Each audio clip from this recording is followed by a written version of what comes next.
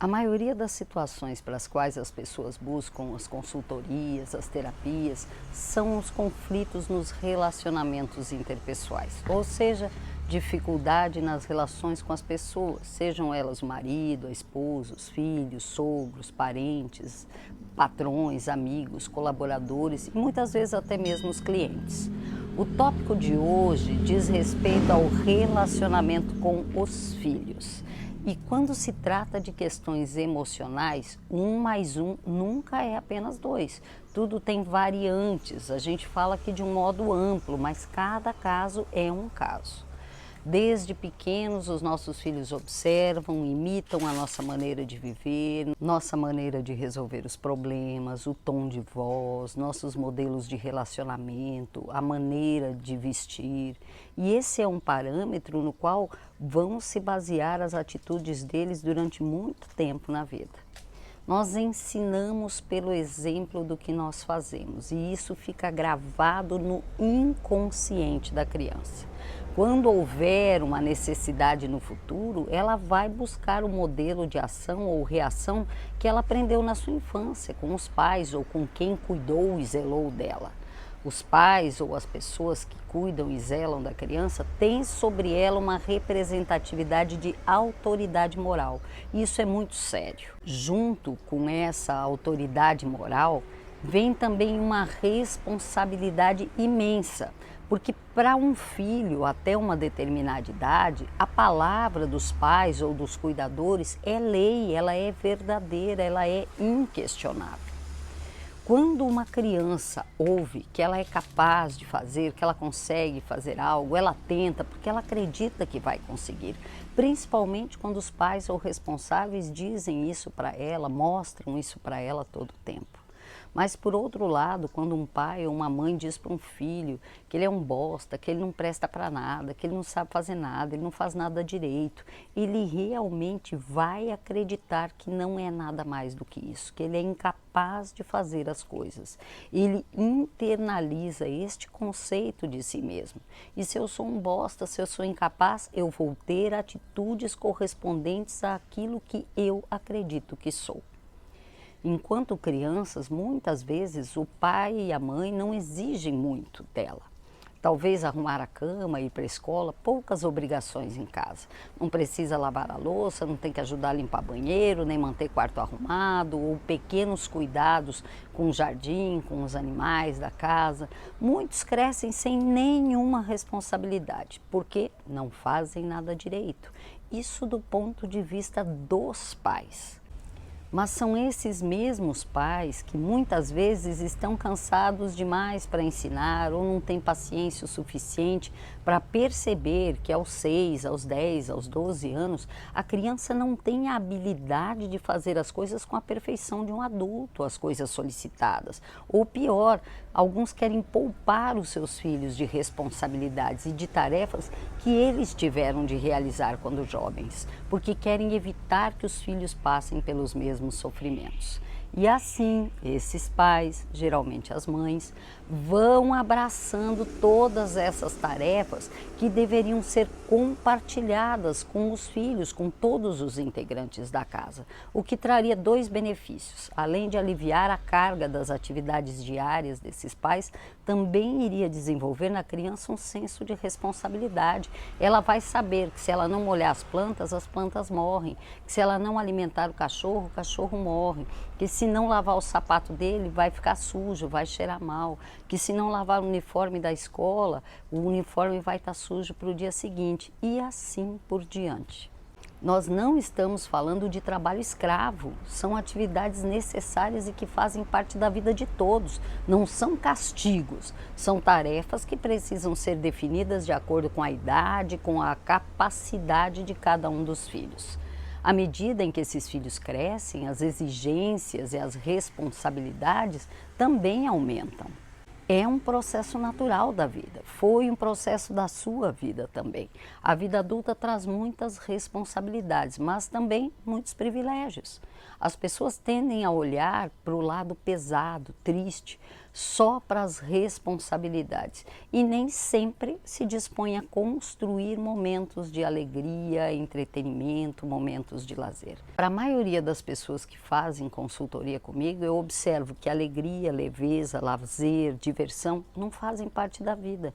E aí você imagina uma criança que olha para a vida dos pais e tudo que essa criança vê é cansaço, tristeza, aborrecimento, reclamação, briga, responsabilidades e obrigações.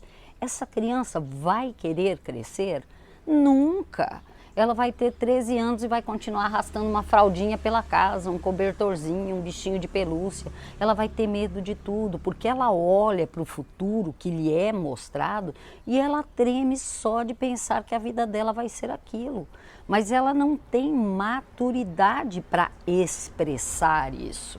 E essa vontade de não crescer se manifesta de muitas maneiras diferentes na criança, seja com notas baixas, déficit de atenção, brigas frequentes, qualquer coisa que a mantenha longe de passar de ano ou longe da escola, porque estar longe da escola ou passar de ano conduz ela para ser adulto. E ser adulto, na visão dessa criança, é muito chato, porque é isso que ela vê na vida dos pais. Essa criança vive como um reizinho, tem muitos direitos, privilégios, não tem nenhum dever nem responsabilidades, porque alguém criou ela assim. Mas essa criança cresce e agora já adolescente, adora essa vida de conto de fadas. Depois de 10 ou 15 anos, essa mesma mãe continua se desdobrando em 10 para suprir as necessidades do reizinho, da princesinha que criou e já não aguenta mais. Se a mãe chegar em casa às 20 horas depois de trabalhar o dia inteiro, talvez ainda precise preparar o jantar para o seu reizinho, que senta, come, levanta e com certeza nem os pratos tira da mesa. É aquele tipo de filho que vai usando todos os copos da casa, vai colocando ali na pia, esperando que os copos se autolavem. Ou então que a mãe faça isso, ou alguém. São inúmeros os exemplos de desrespeito e descaso, mas lembre-se de que você construiu um filho assim. E aí ele fica adulto, ele arranja um trabalho, ele continua morando com você, na sua casa, é claro. O dinheiro dele é só para as coisas dele, não contribui com nada, não paga uma conta de água, uma conta de luz, nem os alimentos que ele come, não arruma um chuveiro se estragar, nada. Ele mora num hotel, que é a sua casa, e não paga por isso. E ainda de quebra tem uma cozinheira, lavadeira e faxineira, que é você. E quando essa pessoa, esse indivíduo que é seu filho ou filha se casar, como é que você acha que vai agir? Vai continuar querendo ser servido. E se assim não acontecer, não vai ter relacionamento que resista. Ninguém vai ser bom o bastante para ele. E com o fim do relacionamento, ainda vem os filhos que ele traz para você cuidar. Reizinhos e princesas não crescem, viram apenas crianças grandes, que não querem ter responsabilidades. E agora que você não aguenta mais, porque os anos se passaram, a idade chegou, as dores começaram a surgir, você quer que ele comece a ajudar? Quer que ele comece a fazer algo? Jura?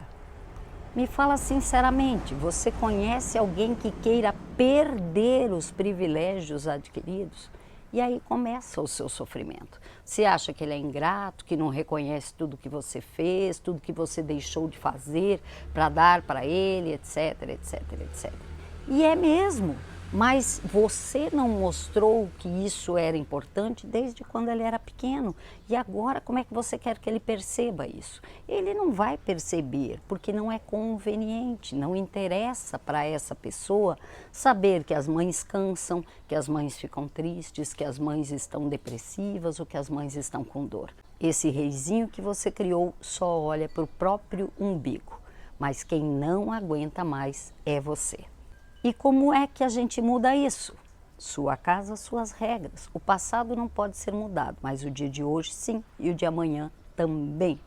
Parta do seguinte princípio. Imagine seus filhos como pessoas estranhas, indivíduos, não como filhos. Agora imagine que você vai dividir a casa com essas pessoas estranhas, sejam quantos forem.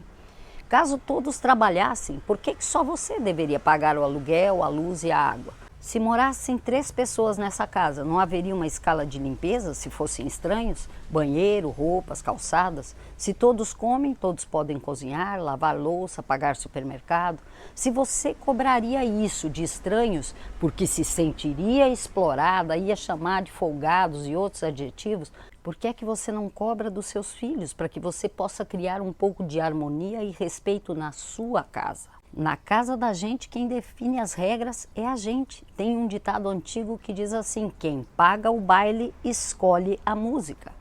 Faça uma pausa, pegue um caderno, um lápis ou uma caneta, anote a data em que está fazendo essa atividade, que você vai começar agora. Consiste em determinar regras para a boa convivência.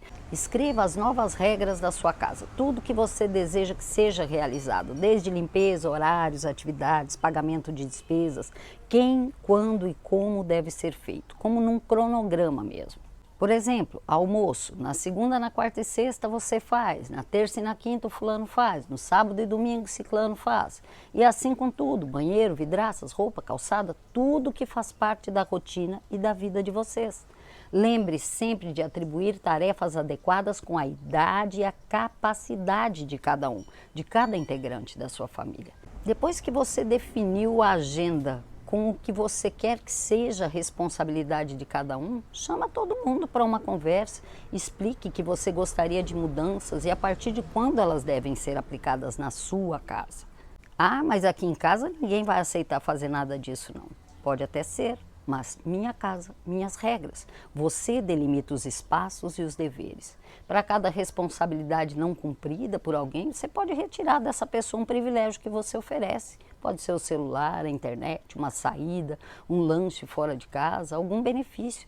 Todos precisam se inteirar e participar das novas responsabilidades. Lembre-se, ninguém gosta de perder privilégios. Portanto, as pessoas vão reclamar, espernear, vão dizer que você está muito diferente, está muito estranha, talvez esteja até meio louca, ou que você está se rebelando contra tudo.